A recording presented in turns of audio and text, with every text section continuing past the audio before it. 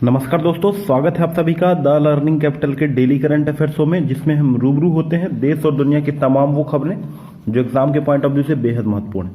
तो चलिए आज का हम शुरू करते हैं दोस्तों। आज का पहला क्वेश्चन है, विश्व एथलेटिक्स दिवस 2020 मनाया गया है। ऑप्शन दिए गए हैं दोस्तों, 5 मई, 6 मई, 7 मई और इनमें से कोई नहीं। दोस्तों, प्रत्येक वर्ष मई माह में मनाया जाता है विश्व एथलेटिक्स दिवस, और इस वर्ष मनाया गया है 7 मई को। 7 मई को विश्व एथलेटिक्स दिवस 2020 मनाया गया है। यह युवाओं को एथलेटिक्स खेलों में भागीदारी को बढ़ावा देने के लिए यह दिवस मनाया जाता है, और पहली बार मनाया गया था वर्ष 1996।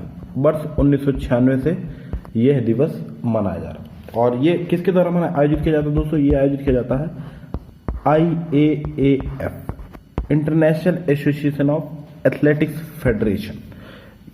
ये सभी एथलेटिक्स खेलों की सर्वोच्च नियामक संस्था है।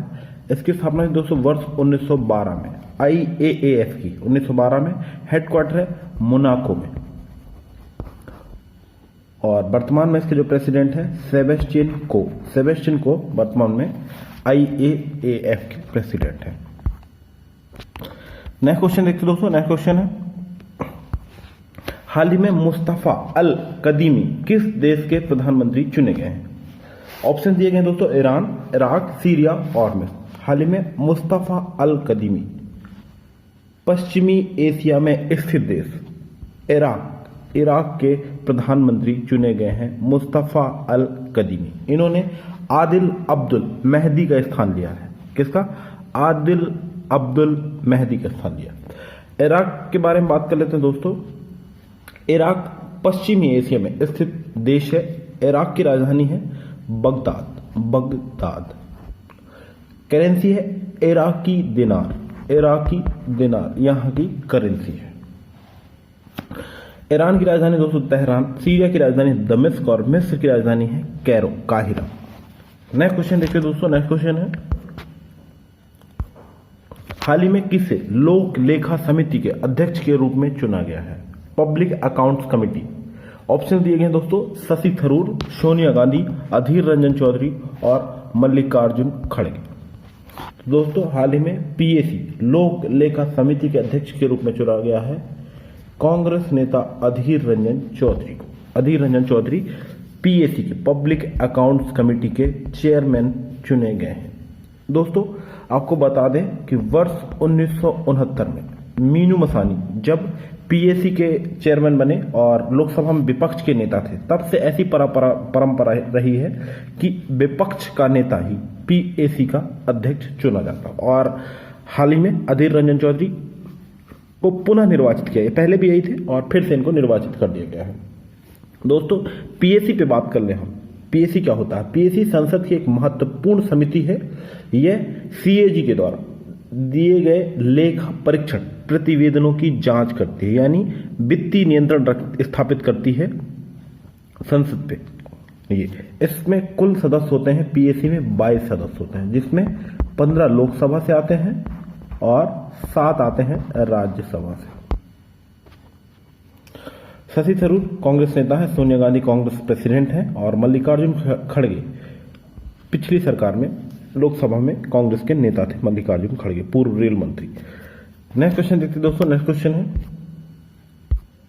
हाल ही में किस स्टील कंपनी ने इंडियन स्टील एसोसिएशन की सदस्यता त्याग दी है? ऑप्शन दिए गए हैं दोस्तों, JSW steel, Tata steel, Bhushan steel और SR स्टील। ऑप्शन में दोस्तों देश की 4 प्रमुख अग्रणी स्टील कंपनीज दी गई हैं।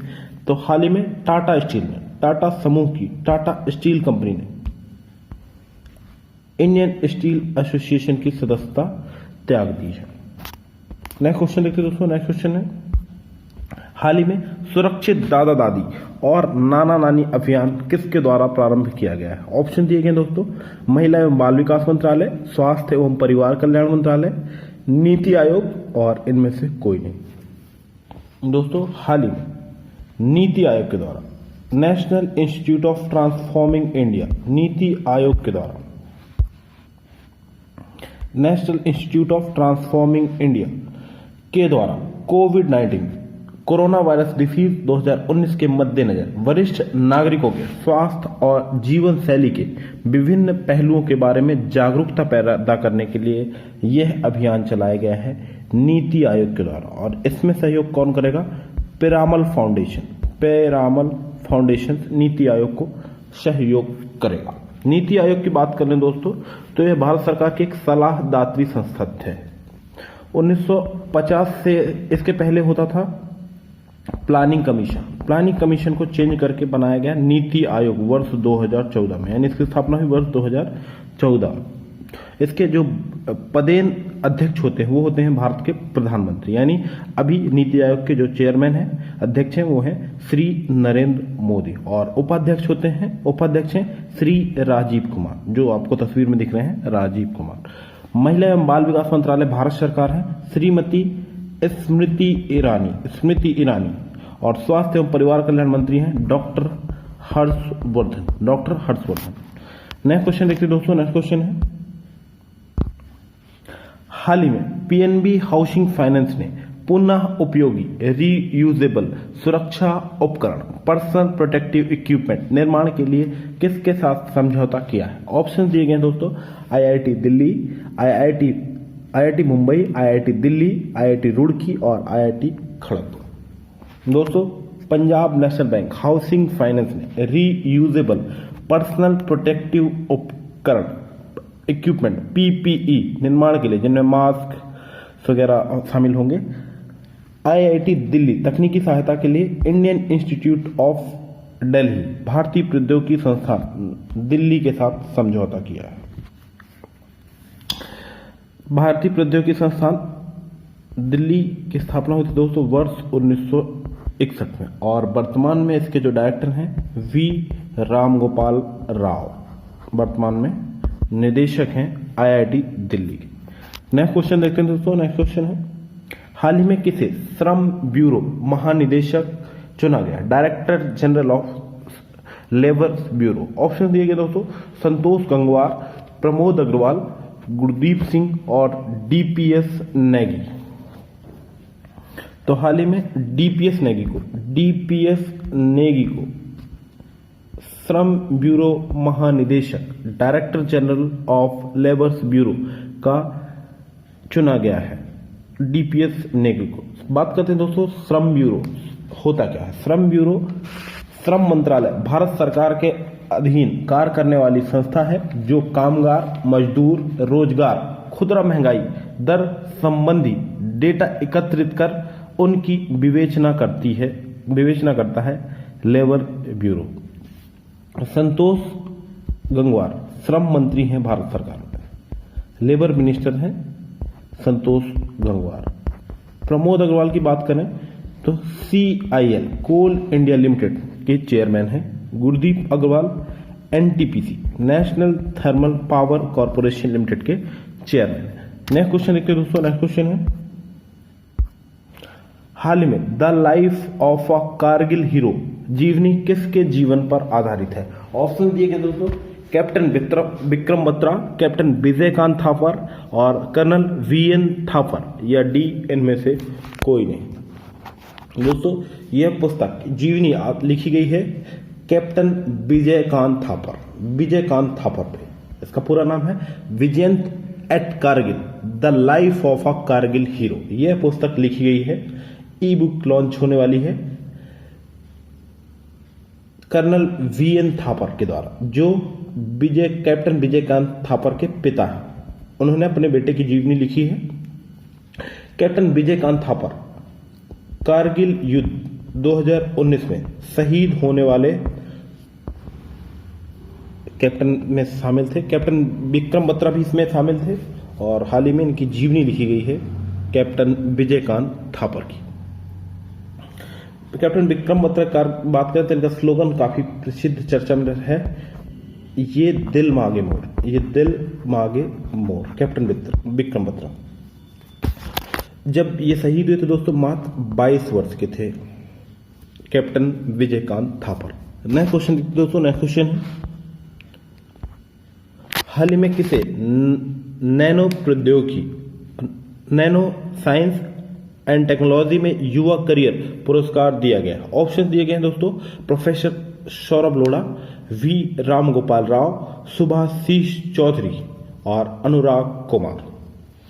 दोस्तों आपको बता दें कि यह पुरस्कार department of science and technology के द्वारा दिया जाता है और इस वर्ष यह पुरस्कार दिया गया है प्रोफेसर सौरभ लोढ़ा को, जो कि आईआईटी मुंबई से संबंध है, Indian institute of technology Bombay से संबंध है। यह पुरस्कार सिलिकॉन और नैनो इलेक्ट्रॉनिक्स उपकरणों से परे लॉजिक ट्रांजिस्टर प्रौद्योगिकी के विकास में अग्रणी योगदान देने के लिए यह पुरस्कार दिया गया है प्रोफेसर सौरभ लोढ़ा को। वी राम गोपाल राव को बात करें तो आईआईटी दिल्ली के डायरेक्टर हैं। सुभाषीष चौधरी आईआईटी मुंबई के डायरेक्टर हैं और अनुराग कुमार आईआईएससी बेंगलोर के डायरेक्टर हैं। नेक्स्ट क्वेश्चन देखते हैं दोस्तों। नेक्स्ट क्वेश्चन है, ये है professor Saurabh Lodha. Next question है, हाल ही में किस शहर में गैस रिसाव दुर्घटना चर्चा में रही? ऑप्शन दिए गए हैं दोस्तों, दुर्गापुर, राउरकेला, विशाखापट्टनम और भोपाल। दोस्तों हाल ही में विशाखापट्टनम के निकट एलजी पॉलीमर प्लांट में गैस रिसाव हुआ, जिससे कि काफी वहां पे लोग प्रभावित हुए, कुछ लोगों की मृत्यु भी हुई है इस गैस के कारण। लोगों को सांस लेने में तकलीफ सी हो रही थी और यह दुर्घटना हुई आंध्र प्रदेश के विशाखापट्टनम के एलजी पॉलीमर प्लांट में। यह तस्वीर दिख रही है वहां पे दोस्तों ऐसी भारत में एक दुखद घटना हुई थी वर्ष 1984 में, जिसे दुनिया की सबसे बड़ी गैस दुर्घटना कहा जाता है। 3 दिसंबर 1984 को भोपाल में यूनियन कार्बाइड फैक्ट्री में मिथाइल आइसोसाइनेट गैस के रिसाव से काफी लोगों की जान चली गई थी और अभी ऐसी दुर्घटना हुई है आंध्र प्रदेश के विशाखापट्टनम में। विशाखापट्टनम की बात कर लें दोस्तों तो यह स्थित है आंध्र प्रदेश में।